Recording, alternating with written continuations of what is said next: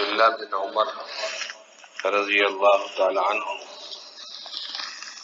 فرماتے ہیں کہ حضرت عمر رضی اللہ تعالیٰ عنہ ایک بار حضرت معاذ بن جبل رضی اللہ تعالیٰ عنہ کے پاس سے گزرے.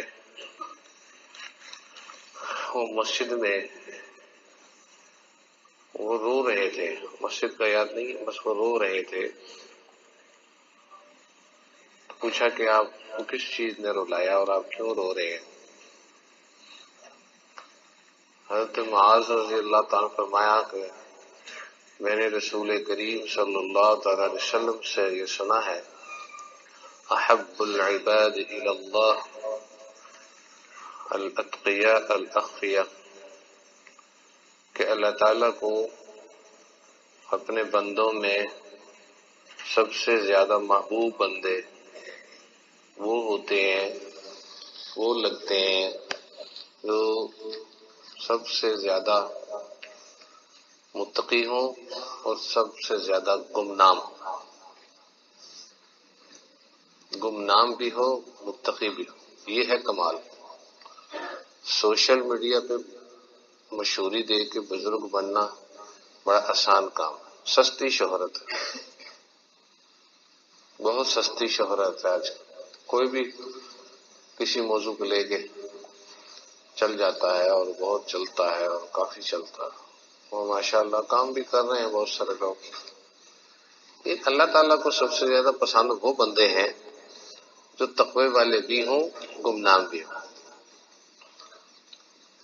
اب گمنام کا مطلب یہ نہیں ہے کہ اس کا نام بھی کوئی نہ جانتا ہو. گمنام کا مطلب یہ نہیں ہے کہ اس کا نام ہی نہ رکھا ہوا ہو یا کوئی اور لقب سے مشہور ہو. گمنام ہونے کا مطلب یہ ہے کہ اپنے نام کی شہرت نہ چاہتا ہو.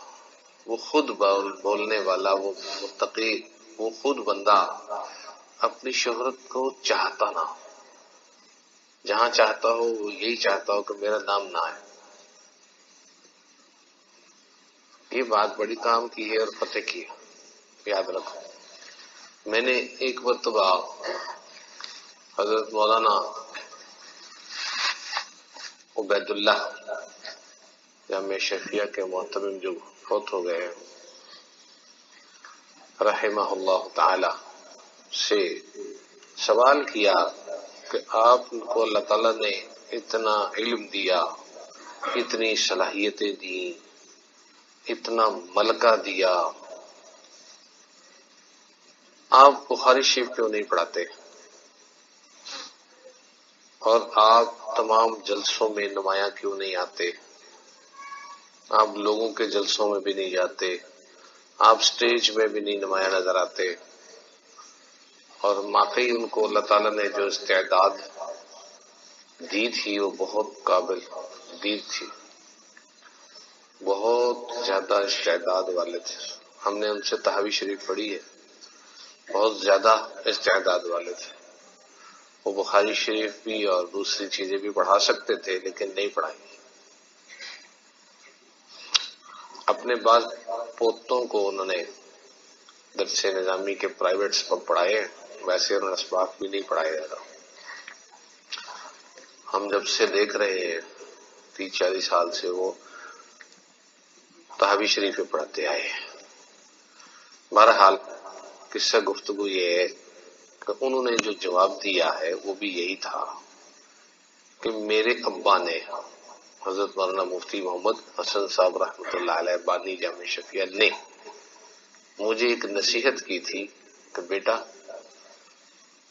کہیں نمایاں نہ ہونا، کہیں نمایاں نہ ہونا. اس لیے کہتے کہ میں فرنٹ سیٹ پہ نہیں آتا، کسی بھی جگہ فرنٹ پہ نہیں آتا، گمنام کی زندگی گزاری. اپنے ہی مدرسے کے اندر وہ شیخ الحدیث نہ بنے. شیخ الحدیث وہی ہوتا ہے نا جو جلد اول پڑھائے. سمجھا کی بات؟ یا تو انہوں نے مطلب ہے کہ اپنے نام کے ساتھ یہ لفظ نہیں لگنے دیا اور انہوں نے مطلب ہے کہ جلسوں میں اور کہیں پر بھی اپنے ہی پروگراموں میں نمایاں نہیں آئے. صرف جمعہ پڑھاتے تھے. ماشاءاللہ اللہ تعالیٰ نے آواز بہت اچھی دی تھی اور خوبصورت آواز تھی، لوگ دور دور سے ان کے پیچھے جمع پڑھنے خطبہ سننے آتے تھے، صلاحیت تھی۔ تو صورتحال یہ کہ ہم نے اپنے کابر سے، بڑوں سے یہی سیکھا۔ میرے والد محترم ساری زندگی گمنام بزرگ رہے، صرف جو طلباء، علماء یا قریبی کوئی تعلق والے عوام میں، وہ ہر عام آدمی نہیں جانتا تھا۔ والد صاحب کا تعارف تو ان کے مرنے کے بعد زیادہ ہوا، ان کی قبر سے خوشبو آئی تو وہ پھر عوام کو بہت زیادہ پتہ چلا، سوشل میڈیا پر بات آ گئی، لیکن زندگی میں انہوں نے گمنام طریقے سے گزاری۔ اللہ تعالیٰ کو بھی وہی بندے پسند ہے زیادہ، یہ نہیں کہ دوسرے ناکام ہیں، وہی یہ کہ زیادہ پسند۔ احبو کا لفظ ہے، اس میں تفضیل کا صیغہ، احب العباد الی اللہ الاتقیاء الاخفیاء، جو مخفی رہتے ہوں، گمنام رہتے ہوں اور تقوی والے بن کر رہتے ہوں، جن کی نجی زندگی صحیح ہو، جن کی تنہائی والی زندگی صحیح ہو، جن کو چھپ کے گناہ کرنے کی عادت نہ ہو، یہ ہے ولایت۔ یہ اپنی زندگی کا دستور اور منشور بنانا ہوگا۔ صحابہ کرام میں بھی یہ کبھی خواہش نہیں ہوتی تھی کہ ہم نمایاں ہوں، ہمارا نام آئے، یہ کبھی خواہش نہیں ہوتی۔ یہ خواہش ہی شیطانی خواہش، ہمارا نام بلند ہو۔ اور آج کل تو بھی زمانہ، اگر کسی اشتہار میں نام چھوٹا لکھا ہو تو لڑتے ہیں، کیوں چھوٹا لکھا؟ وہ فلانے کا اتنا بڑا کیوں لکھا؟ وہ تو میرے سے بعد میں فارغ و تحصیل ہوا، تو اب اس کا اتنا بڑا نام کیوں لکھا، میرا چھوٹا کیوں لکھا؟ اس کا دائیں طرف کیوں لکھا، میرا بائیں طرف کیوں لکھا؟ عجیب و غریب سوالات۔ یہ کیا ہے؟ یہ گمنامی نہیں ہے، یہ شہرت کی طلب ہے، حب جاہ کے علاج کی ضرورت ہے۔ آج ہم اگر ابھی بچے اس کی فکر شروع کر دیں، بٹن دبا دیں، اپنے آپ کو دبا لیں، اپنے آپ کو شہرت کے چاہت سے نکال لیں، چاہتے چھوڑ دیں کہ میرا نام ہو۔ نام کچھ بھی نہیں، نام تو وہ ہے جو ماں باپ نے رکھ دیا۔ نام اچھا رکھنا چاہیے۔ لوگ کہتے ہیں نام روشن کرے گا، نام روشن کرنا مقصود نہیں ہے، نام بدنام کرنے سے بچا لے، بس اتنا ہی کافی ہے۔ آج کل کوئی شاگرد ہے، کوئی اولاد ہے، کوئی اور مرید ہے، تعلق والے ہیں، آج کل تو اتنا ہی کافی ہے کہ نام بدنام کرنے سے بچا لے۔ آج کل یہ نام روشن کرنے کے چکر ہی ختم ہو جانے چاہیے۔ کوئی روشن نہیں کر سکتا، صرف اللہ تعالیٰ روشن، اور اللہ تعالیٰ اسی کو روشن کرتے ہیں جو اللہ تعالیٰ کی خاطر جھکتا ہے، تواضع اختیار کرتا ہے، اللہ تعالیٰ سے بلند کرتے ہیں۔ ٹھیک، جو چار دیواری کے اندر رہتا ہے، جھکتا ہے، اور ساتھ اللہ تعالیٰ اس کو اونچا کر دیتے ہیں، وہ چار دیواری سے باہر بھی نظر آ جاتا ہے۔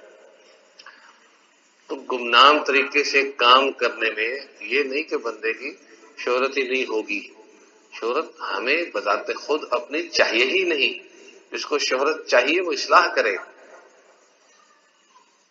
شہرت کے لیے نہ پڑھائی کریں، شہرت کے لیے نہ پڑھانا پڑھائیں، نہ پڑھنا پڑھیں، شہرت کے لیے کوئی کام نہ کریں۔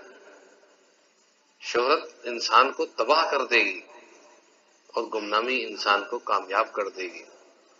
اس لیے یہ پلے باندھ لینا، آج کی بات ہے تو یہ 2-4 منٹ کی بات، لیکن پلے باندھ لینا، گمنامی کی طرف بڑھو۔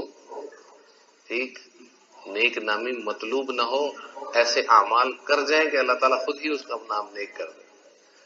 خود اپنے نام کو چمکانے کی یا نام کو روشن کرنے کی نہ ہمیں ضرورت ہے، نہ ہم کسی کا نام روشن کر سکتے ہیں، نہ کسی سے توقع رکھ سکتے ہیں۔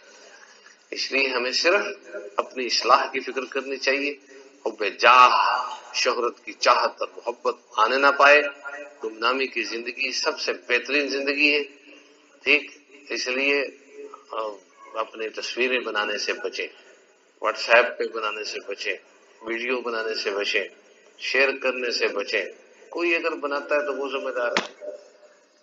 اپنے آپ کو گمنامی میں واٹس ایپ پہ، اسٹیٹس پہ یا ڈی پی پہ اپنی تصویریں ہٹائیں۔ کیوں لگائی ہوئی؟ کیوں لگاتے ہیں؟ کیا ملتا ہے؟